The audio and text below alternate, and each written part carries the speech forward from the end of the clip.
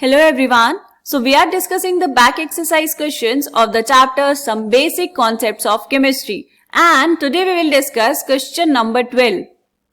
So here the question is, if the density of methanol is 0.793 kg per liter, what is its volume needed for making 2.5 liter of its 0.25 m solution? देखो बेटा, सबसे पहले तो question को बहुत ध्यान से पढ़ेंगे और देखेंगे कि क्या क्या यहाँ पर दिया हुआ है और क्या आपसे पूछा है। सबसे पहले आपको दिया है बेटा डेंसिटी ऑफ मिथेनॉल, तो यहाँ पर लिखेंगे डेंसिटी ऑफ मिथेनॉल। मिथेनॉल का फॉर्मूला क्या होता है बेटा? CH3OH। कितना दिया है? 0.793 kg पर लीटर। यूनिट का खास ध्यान रखेंगे। उसके बाद पूछा क्या है? What is its volume needed, मतलब आपसे पूछा है बेटा वॉल्यूम ऑफ मिथेनॉल CH3OH, ये आपको बताना है। कंडीशन क्या है? अगर हमने बनाया है 2.5 litre of it 0.25 m solution, मतलब यहां पर लिखो वॉल्यूम ऑफ सॉल्यूशन कितना बेटा? 2.5 लीटर। ये इतना सॉल्यूशन आपने बनाया है और इस सॉल्यूशन की मोलारिटी दी है आपको 0.25 m, कैपिटल M मतलब मोल पर लीटर। तो हमें पता है डेंसिटी का फॉर्मूला क्या होता है बेटा? Density is equals to mass upon volume. Density किसकी? डेंसिटी हमें दी है CH3OH की, तो फॉर्मूले में हम लिखेंगे density of CH3OH is equals to mass of methanol, that is mass of CH3OH divide by volume of CH3OH। यही होता है डेंसिटी का फॉर्मूला बेटा, मास अपॉन वॉल्यूम। ओके, यहां पर आपको कैलकुलेट करना है बेटा वॉल्यूम ऑफ CH3OH। ओके, अब देखो डेंसिटी ऑफ CH3OH आपको गिवन है, मास ऑफ CH3OH नहीं पता, तो सबसे पहले यहां पर आपको कैलकुलेट करना पड़ेगा मास ऑफ मिथेनॉल, तभी तो हम क्या करेंगे बेटा? वॉल्यूम को निकाल पाएंगे।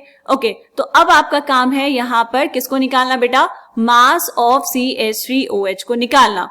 तो यहां पर देखो कौन सा फॉर्मूला यूज कर सकते हैं बेटा? Number of moles is equals to mass upon molar mass. तो क्या हमें मिथेनॉल का मोलर मास पता है? बिल्कुल पता है, हम अभी कैलकुलेट कर लेंगे। लेकिन अगर हमें उसका मास चाहिए तो मोल्स पता होने चाहिए। तो अब आपका काम है मोल्स को कैलकुलेट करना। मोल्स को कैसे कैलकुलेट करेंगे बेटा? उसके लिए आपको यहां पर दिया है volume of solution and molarity of solution. तो देख रहे हो आप कैसे स्टेप बाय स्टेप करना है क्वेश्चन। तो बेटा क्वेश्चन ध्यान से पढ़ेंगे तो सारी चीजें क्वेश्चन में ही मिल जाएंगी आपको। अब हम यहाँ पर क्या करेंगे? हम लिखेंगे मोलारिटी। मोलारिटी का फॉर्मूला क्या होता है बेटा? Moles of solute divide by volume of solution in litres. ठीक, मोलारिटी कितना? मोलारिटी है 0.25 is equals two moles of solute divide by volume of solution कितना है? 2.5 लीटर्स। ये ऑलरेडी लीटर्स में आपको दिया हुआ है। तो यहां से number of moles of methanol CH3OH कितने आ जाएंगे बेटा? 0.25 into 2.5 is equals to, multiply कर लो इनको, कितना आएगा? 0.625। इतने number of moles of methanol. Done. अब जब मोल्स आ गए तो यहां पर हम क्या करेंगे? वैल्यू पुट करेंगे। मोल्स आए आपके पास 0.625 is equals to mass of methanol आपको निकालना है, mass of CH3OH divide by molar mass. यहां पर साइड में कैलकुलेट करो मोलर मास ऑफ CH3OH कितना आएगा बेटा? 12 प्लस 3 प्लस 16 प्लस 1। ऐड करेंगे इनको सबको तो यह आ जाएगा 32 ग्राम्स। ठीक है, तो यहां पर लिख दो 32। तो आपके पास आया mass of methanol, mass of CH3OH is equals to 0.625 into 32। Multiply करेंगे इसको तो यह आ जाएगा बेटा 20 ग्राम्स। फाइनली आपके पास मास आ गया, राइट। अब डेंसिटी ऑफ CH3OH पता है, उसका मास पता है, तो हम यहां से सीधा कैलकुलेट कर लेंगे बेटा वॉल्यूम। वैल्यूज पुट करो। Density of methanol is 0.793 kg per litre is equals to mass कितना बेटा? 20 grams divide by volume of CH3OH। अब देखो एक तरफ ये है किलोग्राम्स में और ये है ग्राम्स में, तो क्या करना पड़ेगा बेटा? इस ग्राम को भी कन्वर्ट कर लो किलोग्राम्स में। तो इसको किलोग्राम में करने के लिए क्या करना पड़ेगा? डिवाइड करना पड़ेगा किससे बेटा? 1000 से। क्यों? क्योंकि 1 किलो में 1 किलोग्राम्स में 1000 ग्राम्स प्रेजेंट होते हैं। तो यहां पर इसको थोड़ा सा और सिंप्लीफाई कर लेंगे।